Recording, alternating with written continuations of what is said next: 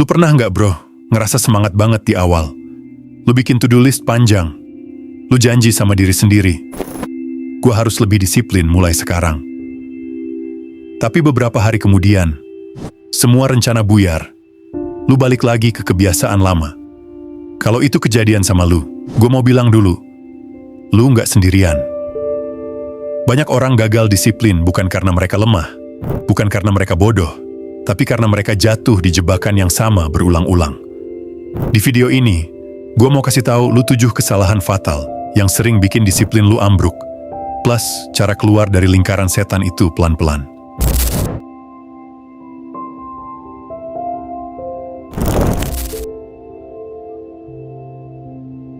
Gue yakin lu pasti pernah ngomong ke diri sendiri, aku harus siap dulu. Nanti aja kalau waktunya pas. Gue mau mulai pas kondisi ideal. Lu tahu apa yang jadi masalah? Momen sempurna itu ilusi. Makin lu tunggu, makin jauh rasanya. Banyak orang gagal disiplin cuman karena mereka perfeksionis. Mereka ngerasa harus punya semua alat dulu. Harus tahu semua langkah dulu. Harus ngerasa 100% siap dulu. Padahal, orang yang disiplin justru ngerti satu prinsip penting. Progres berantakan lebih baik daripada rencana sempurna yang gak pernah jalan. Lu bisa bayangin gini, lu mau naik gunung, tapi lu nunggu semua perlengkapan paling mahal. Nunggu cuaca 100% cerah. Nunggu mood paling bagus. Akhirnya lu gak pernah jalan. Lu cuman jadi penonton yang sibuk ngerencanain, tapi gak pernah melangkah. Contoh kecil bro. Lu mau mulai olahraga, jangan nunggu beli sepatu mahal dulu. Pakai aja yang ada. Lu mau mulai baca buku, jangan nunggu waktu luang 3 jam. Mulai 5 halaman dulu. Lu mau belajar skill baru, jangan nunggu kursus lengkap. Nonton video gratis dulu. Pertanyaan buat lu sekarang, apa hal yang selama ini lu tunda cuma karena lu nunggu momen sempurna? Apa langkah terkecil yang bisa lu ambil hari ini, walau setengah siap? Karena orang yang nunggu siap selamanya bakal kalah sama orang yang mau mulai walau berantakan. Dan kalau lu mau disiplin beneran, lu harus nerima kenyataan ini. Langkah pertama selalu kelihatan jelek, tapi itu satu-satunya cara biar lu nggak stuck. Gue sering bilang, ini ke banyak orang yang curhat soal disiplin. Kalau lu cuma ngandelin motivasi dangkal, lu pasti kalah sama rasa capek. Motivasi dangkal itu kayak api korek. Nyala bentar, tapi gampang mati kena angin. Coba lu ingat lagi. Kenapa lu pengen disiplin? Kalau jawaban lu cuma, biar kelihatan keren, biar dapat pengakuan, biar orang lain kagum, percaya sama gue, itu semua nggak cukup kuat buat narik lu bangun dari kasur setiap pagi. Orang yang konsisten, disiplin, yang sanggup jalan terus meskipun lagi capek dan stres, selalu punya alasan yang lebih besar dari diri mereka sendiri. Contoh, dia pengen disiplin kerja karena pengen ibunya bisa berhenti kerja di usia tua. Dia pengen disiplin belajar supaya bisa bawa keluarganya keluar dari kemiskinan. Dia pengen disiplin olahraga karena pengen sehat supaya anaknya nggak tumbuh tanpa ayah. Itu alasan yang bikin lu melek jam 5 pagi walau badan pegel. Alasan yang bikin lu bilang, gue capek, tapi gue tetap jalan. Lu perlu alasan yang bikin lu merinding pas inget. Alasan yang bikin lu mikir, kalau gue berhenti, gue bakal nyesel seumur hidup. Coba lu jawab jujur pertanyaan ini.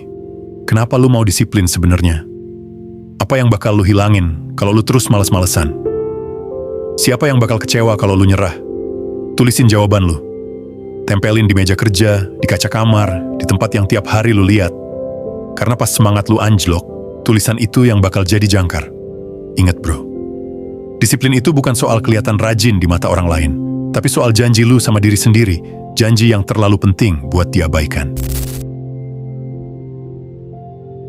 Ini kesalahan klasik yang gue yakin 90% orang pernah lakuin, termasuk gue dulu. Begitu semangat muncul, lu pengen rombak semuanya dalam semalam. Lu bikin daftar yang panjang banget. Bangun jam 4 pagi, olahraga 1 jam tiap hari, meditasi 30 menit, baca buku 2 jam, makan bersih 100%, kerja tanpa HP seharian, tidur jam 9 malam, kedengeran keren, kan? Tapi lu lupa satu hal penting. Otak lu nggak siap nerima perubahan drastis. Kebiasaan lama itu kayak akar pohon yang udah tumbuh bertahun-tahun. Kalau lu mau cabut semua akarnya sekaligus, yang ada lu stres, kaget, dan akhirnya nyerah. Lu bayangin gini, kayak orang yang seumur hidup makan junk food tiba-tiba diet ketat 100%. Atau orang yang jarang olahraga tiba-tiba lari 10 km tiap pagi. Hari pertama mungkin berhasil. Hari kedua mulai ngos-ngosan. Hari ketiga mulai males. Hari keempat nyerah. Dan yang lebih bahaya, lu jadi ngerasa diri lu payah. Padahal bukan lu yang salah. Metode lu yang salah. Orang yang disiplin ngerti satu hukum sederhana.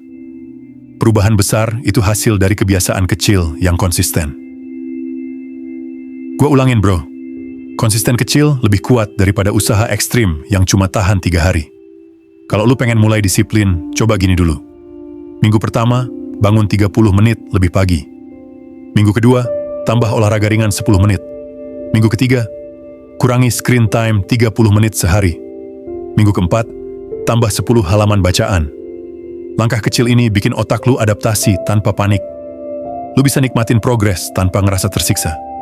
Dan yang paling penting, lu jadi punya rasa bangga yang nyicil tumbuh tiap minggu. Pertanyaan reflektif buat lu.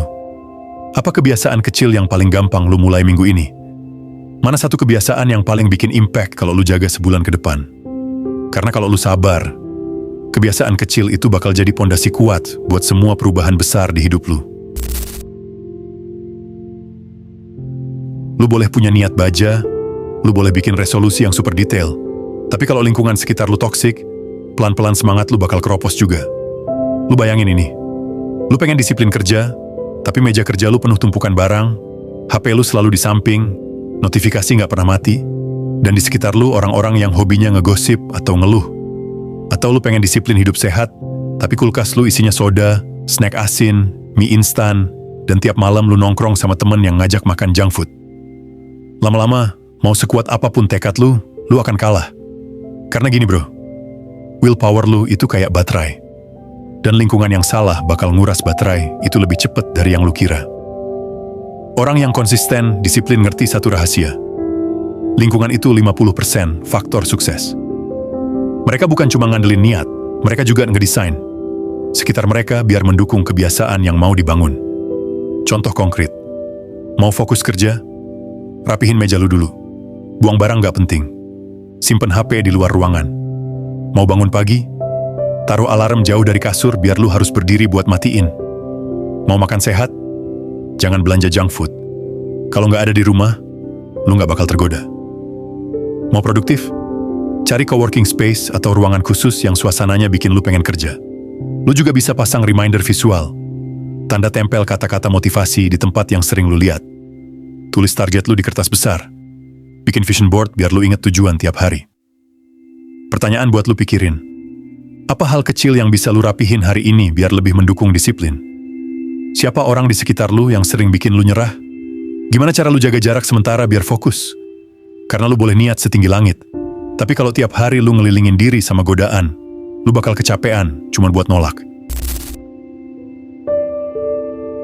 Banyak orang yang ngerasa nggak ada kemajuan. Padahal sebenarnya mereka udah lebih jauh dari titik mulai. Mereka cuma nggak sadar, karena mereka nggak pernah ngukur progresnya.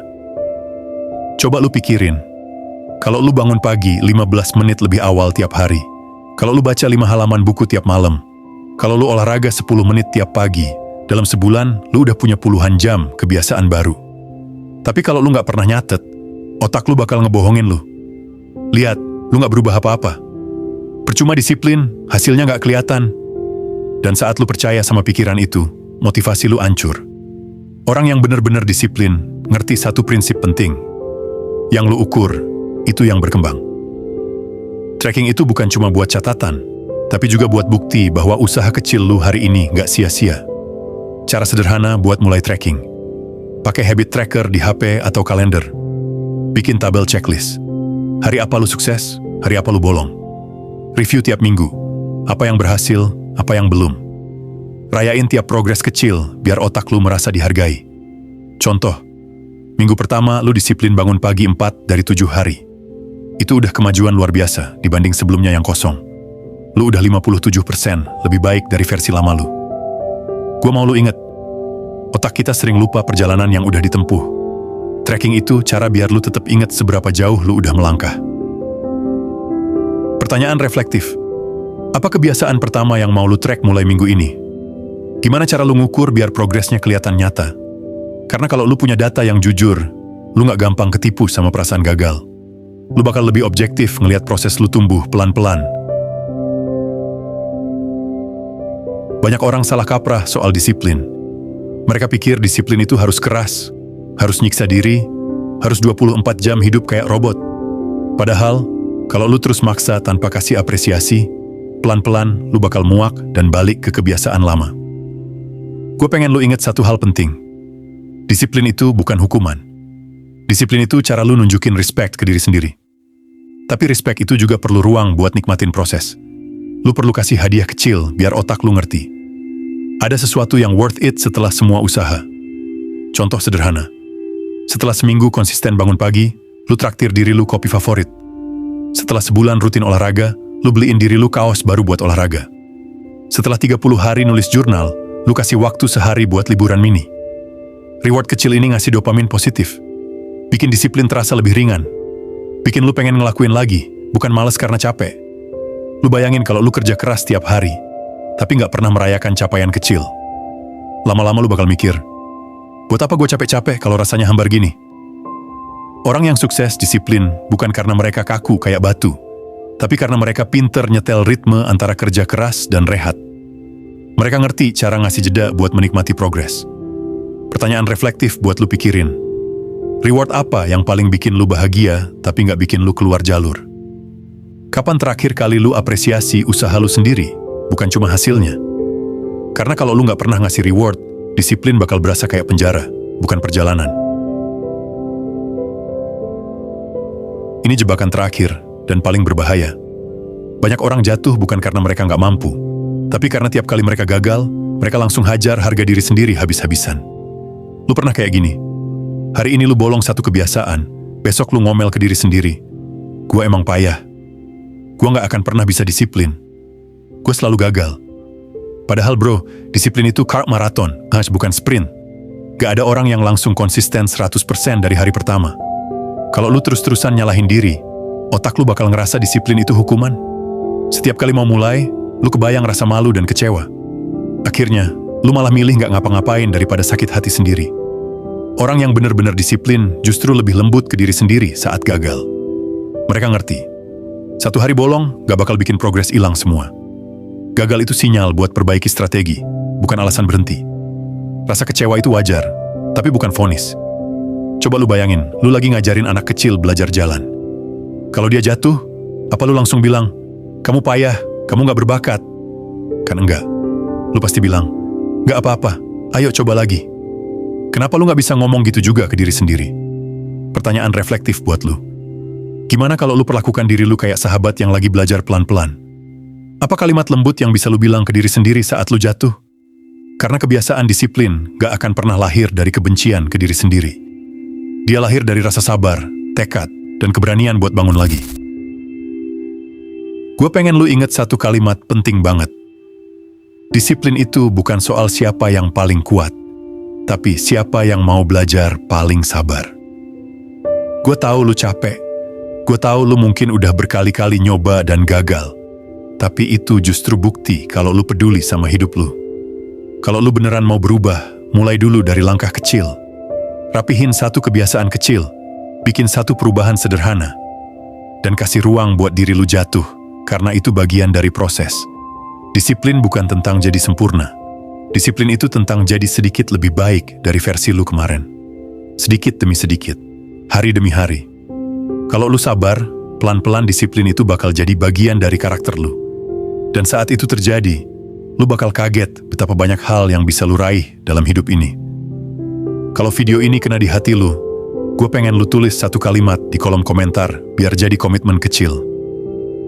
Gue janji mulai disiplin dengan langkah kecil hari ini. Kalau lu punya temen yang sering bilang, aku nggak pernah bisa konsisten, share video ini ke dia. Siapa tahu ini jadi percikan yang dia butuh buat mulai berubah. Jangan lupa klik tombol subscribe. Karena tiap minggu gue bakal bawain konten kayak gini. Biar lu makin kuat, makin sabar, dan makin berkembang. Gue tunggu lu di video selanjutnya.